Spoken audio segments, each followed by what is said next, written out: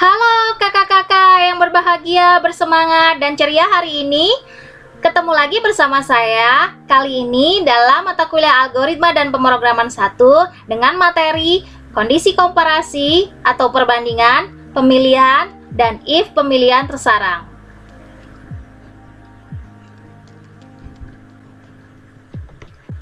Apakah pemilihan itu? Pemilihan dalam pemrograman sering disebut dengan if. Pemilihan digunakan jika ada lebih dari satu syarat atau kondisi tertentu yang perlu dipenuhi untuk melakukan proses. Bisa juga tapi satu syarat juga ya kakak, tidak hanya lebih dari satu syarat. Agar dapat lebih memahami, mari kita lanjutkan. Pertama, kita butuh untuk memahami yang namanya operator logika. Operator logika yang pertama adalah dan. Di dalam bahasa C, dan ditulis dengan simbol seperti ini, yaitu karakter dan 2 kali. Kemudian kita perlu untuk memahaminya relasi jika menggunakan operator logika dan. Seperti halnya yang pernah kakak-kakak pahami mengenai operator logika sebelumnya, jika menggunakan dan, maka akan bernilai benar jika syarat 1 dan syarat 2 yang dihubungkan dengan dan bernilai benar. Jika salah satunya salah, maka hasil dari relasi dan ini akan menjadi salah. Operator logika berikutnya adalah OR. Dilambangkan dengan seperti ini ya kakak. Coba lihat di keyboardnya, karena ini jarang sekali untuk dipakai. Maka kita akan mencoba untuk memakai karakter ini di sini ya kakak. Seperti halnya yang pernah kita pelajari waktu di sekolah, operator OR ini bernilai benar jika salah satu dari kondisi yang dihubungkan dengan operator OR ini adalah benar. Maka bisa yang benar hanya salah satu kondisi saja ya kakak. Jika dihubungkan dengan operator OR maka bernilai benar.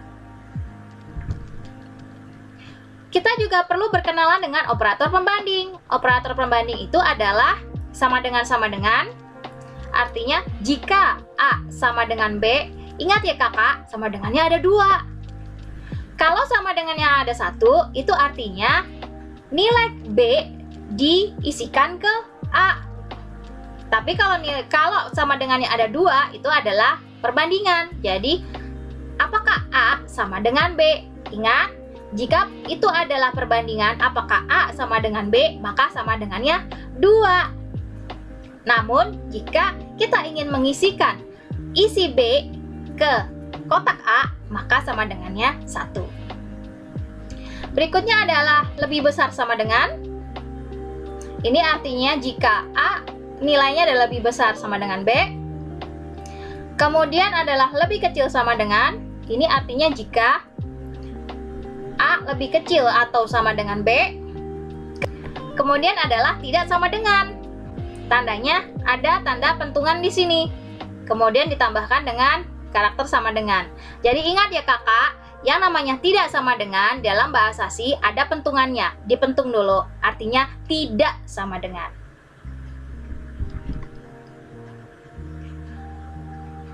Selanjutnya kita akan belajar mengenai pemilihan satu kondisi.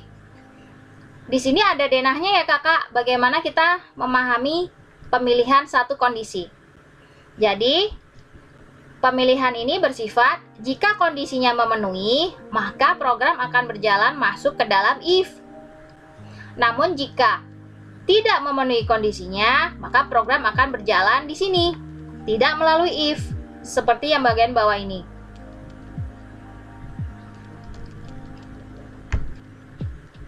Kita ulang lagi, di sini ada pintunya ya kakak. Jadi, program akan menjalani untuk melewati if jika syaratnya memenuhi. Tapi jika tidak memenuhi, dia akan melewati di sini. Dia tidak akan menjalankan perintah yang ada di dalam if. Lalu bagaimana dalam kode program? Mari kita lanjutkan.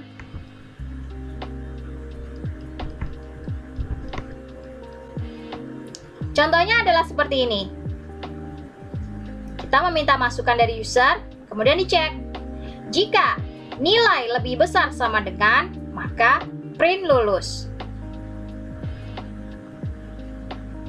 Maka jika kakak-kakak semua memasukkan masukan lebih besar dari atau sama dengan 65, maka akan di-print lulus. Kalau misalnya yang kakak-kakak masukkan itu lebih kecil dari 65, maka tidak akan menampilkan apapun, karena program akan berjalan di luar yang ada di wilayah if.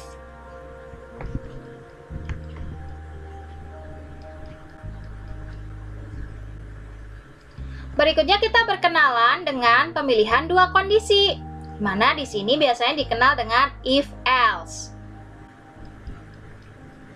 Kita lihat denahnya. Jika memenuhi syarat, maka program akan berjalan masuk melalui if. Namun jika tidak memenuhi syarat if, maka akan langsung dilempar ke else. Kita lihat di sini bahwa if memiliki pintu. Jika memenuhi syarat baru masuk. Sedangkan else tidak memiliki pintu. Apapun yang ditolak oleh if, maka akan langsung masuk ke else. Dalam kode programnya akan ditulis seperti ini ya kakak.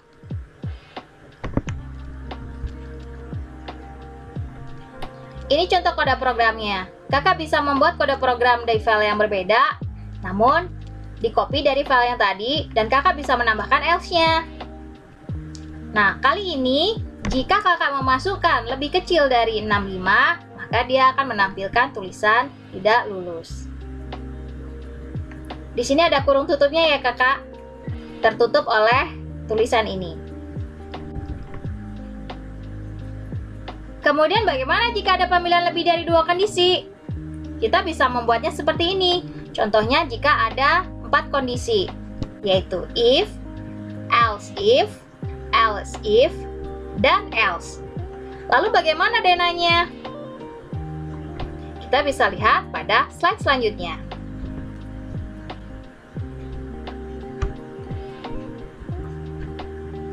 Dari if 4 kondisi tadi, maka denahnya adalah seperti ini. Jadi memilih. Jika lolos pada syarat pertama, maka akan melewati blok yang ini. Namun jika di sini tidak lolos, maka dia akan mengecek syarat untuk if yang kedua. Jika lolos dari if yang kedua, maka dia akan lewat sini. Namun jika tidak lolos, dia akan mengecek if yang ketiga. Jika lolos, maka dia akan lewat sini. Jika tidak lolos, maka dia akan langsung dilempar ke blok else tanpa memenuhi syarat atau tidak, karena else tidak memiliki kondisi.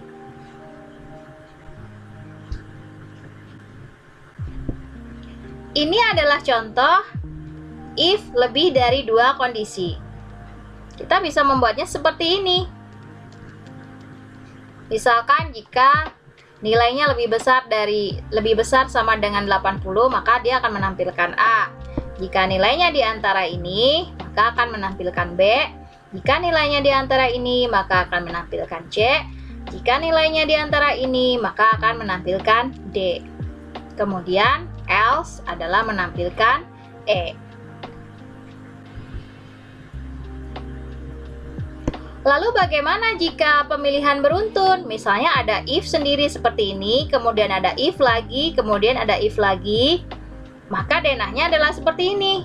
Jika lolos kondisi pertama, maka dia akan melewati if. Jika tidak, maka dia akan melewati yang sebelah sini. Kemudian dicek lagi untuk if yang kedua. Jika lolos kondisi if yang kedua, maka dia akan lewat sini. Jika tidak, maka dia akan lewat sini. Kemudian diperiksa kembali untuk if ketiga. Jika dia lolos syarat dari if ketiga, maka dia akan melewati sini. Dan jika tidak lolos yang ketiga, maka dia akan melewati sebelah sini. Kemudian ada lagi yang disebut dengan pemilihan tersarang atau nested. Jadi if itu bisa di dalam if, bisa di dalam else, atau di dalam if ada juga if else. Semuanya dimungkinkan di dalam pemrograman. Ini adalah denah dari kode program yang sebelumnya. Coba kita lihat lagi. Di dalam if pertama ada if else. Di dalam if yang pertama ada if else. Di dalam if yang kedua ada if. Di dalam if yang kedua ada if. Kemudian else tidak ada isinya. Maka di sini else seperti ini. Begitu ya kakak. Seperti biasanya, jika kita tidak belajar melalui studi kasus, kita tidak akan mengerti bagaimana implementasinya. Studi kasus yang pertama. Diberikan 3 buah karakter. Periksa apakah di dalam 3 karakter itu dengan urutan konsonan, vokal, konsonan, semua huruf kecil. Dan jangan lupa di sini definisikan apa itu konsonan dan apa itu vokal agar dapat menjadikan syarat pemilihan. Kita langsung bahas kode programnya ya kakak. Nah, sebelumnya kita menyusun algoritmanya terlebih dahulu. Pertama, kita membuat kotak untuk menampung karakter pertama. Kemudian membuat kotak untuk menampung karakter kedua. Dan membuat kotak untuk menampung karakter ketiga. Karena masukannya ada 3 karakter, maka kita perlu untuk membuat 3 kotak. Jangan lupa untuk meminta masukan dari user untuk mengisi 3 kotak yang telah kita sediakan. Kemudian membuat 3 kotak integer sebagai penanda apakah karakter itu memenuhi syarat atau tidak. Integer di sini bisa kita gunakan, misalkan kita tandai 0 untuk konsonan dan 1 untuk vokal atau sebaliknya. Jadi integer di sini sebagai penanda. Kemudian kita memeriksa 3 buah karakter. Syaratnya adalah jika karakter pertama adalah konsonan, maka nilai integer pertama diubah menjadi 1. Jika karakter kedua vokal, maka nilai integer kedua diubah menjadi 1. Di sini 1 artinya true ya kakak, karena syaratnya tadi adalah konsonan, vokal, konsonan. Maka jika benar kita ubah menjadi 1. Jika karakter ketiga adalah konsonan, maka integer ketiga kita ubah menjadi 1. Jika hasil ketiga integer itu adalah 111, maka masukan dinyatakan memenuhi syarat. Mari kita lihat kodenya. Nah, di sini mengecek ya kakak, kita bisa mendefinisikan apa itu huruf konsonan. Huruf konsonan adalah semua huruf yang bukan vokal. Maka di sini dicek. Jika bukan A dan bukan I dan bukan U dan bukan E dan bukan O, maka A sama dengan 1, yaitu memenuhi syarat untuk huruf pertama. Huruf kedua vokal, maka jika masukannya adalah A atau I atau U atau E atau O, maka kita sebut sebagai true karena sesuai dengan syarat yang diinginkan. Begitu juga dengan huruf yang ketiga. Kita cek seperti saat masukan yang pertama. Kemudian, jika semua menghasilkan true, maka kita bilang memenuhi syarat. Jika tidak, maka tidak memenuhi syarat. Semoga dapat dipahami ya kakak.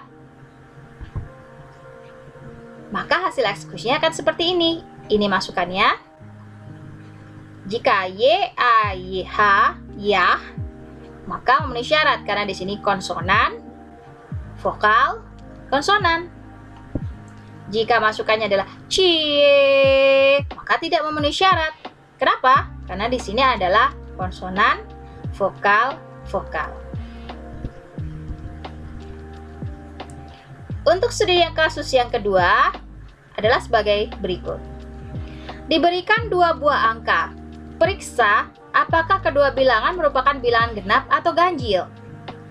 Yang perlu kita definisikan di sini adalah apa yang disebut dengan bilangan genap dan apa yang disebut dengan bilangan ganjil.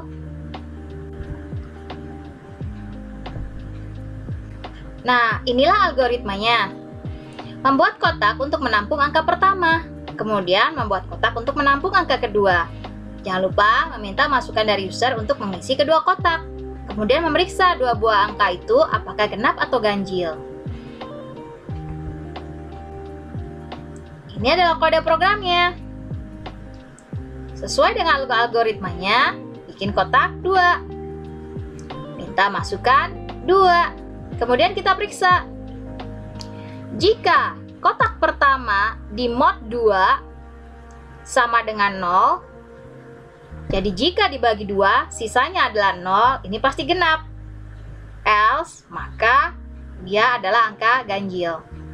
Berikutnya, kita juga bisa memakai kondisi yang lain. Misalkan, jika kotak B isinya di mod 2 tidak sama dengan 0, artinya ada sisanya jika dibagi 2, maka dia adalah bilangan ganjil.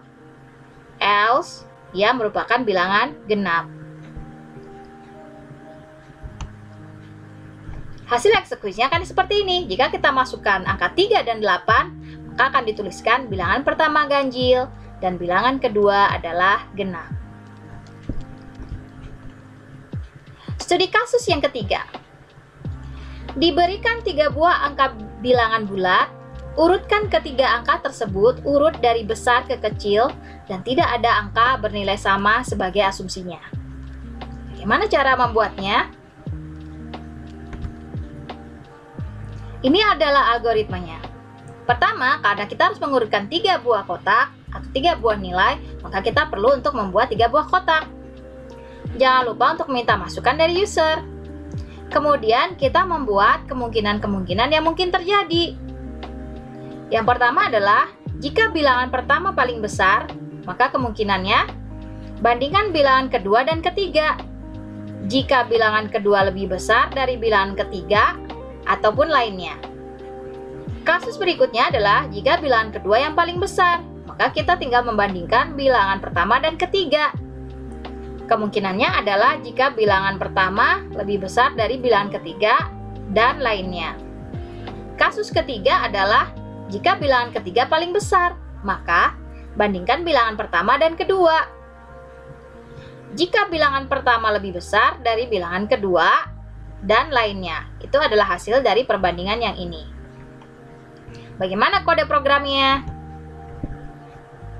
Nah, di sini bisa kita lihat kemungkinan-kemungkinannya ya kakak. Jadi ada beberapa pemeriksaan atau pengecekan. Di sini jika A paling besar, maka kemungkinannya A pasti paling depan. Lalu bandingkan. Jika B lebih besar C, maka kemungkinan urutannya adalah A, B, C. Seperti ini. Else, pasti dibalik untuk bagian ini, maka A, C, B. Begitu pula jika misalkan B yang paling besar, maka bandingkan A dengan C. Jika A lebih besar C, maka urutannya menjadi B, A, C. Lainnya menjadi B, C, A. Begitu pula dengan C. Sama ya kakak? Maka hasil eksekusinya akan seperti ini. Jika kita masukkan 4, 6, 6, dan 3, 4, maka keluarannya adalah 6, 6, 3, 4, dan 4. Mari mencoba. Silakan dikerjakan ya kakak. Ingat bahwa rahasia dari algoritma dan pemrograman adalah latihan, latihan, dan latihan. Jadi, soal-soal ini digunakan untuk latihan. Jika tidak mengerti, silakan ditanyakan. Berikutnya kita akan belajar mengenai switch. Switch ini sebenarnya lebih mirip dengan if else yang tadi kita pelajari. Namun, ini lebih terstruktur dan lebih singkat. Dan tidak bisa digunakan untuk kondisi seperti pada if, namun bisa digunakan jika yang diperiksa hanya satu variabel saja. Maka denahnya adalah seperti ini, dia masuk ke dalam switch. Jika memenuhi syarat yang ini, maka dia akan masuk ke sini dan langsung keluar. Atau ke sini, jika memenuhi syarat yang ini, maka di sini langsung keluar. Atau jika memenuhi syarat yang ini, maka di sini langsung keluar. Atau yang ini juga bisa masuk di sini dan langsung keluar. Bagaimana implementasinya? Nah, inilah bedanya. Kalau untuk switch, dia hanya bisa menggunakan isi dari satu variabel, jadi tidak bisa menggunakan relasi dan maupun or. Jadi hanya dapat digunakan untuk memeriksa isi dari satu variabel saja. Jadi di sini artinya jika isi dari variabel hari adalah 1, maka tampilkan Senin. Jangan lupa diberi break, karena kalau tidak dia akan langsung mengecek bawahnya. Jika diberi break, dia hanya akan cukup mengecek kasus yang pertama. Jika memang memenuhi syarat angkanya 1.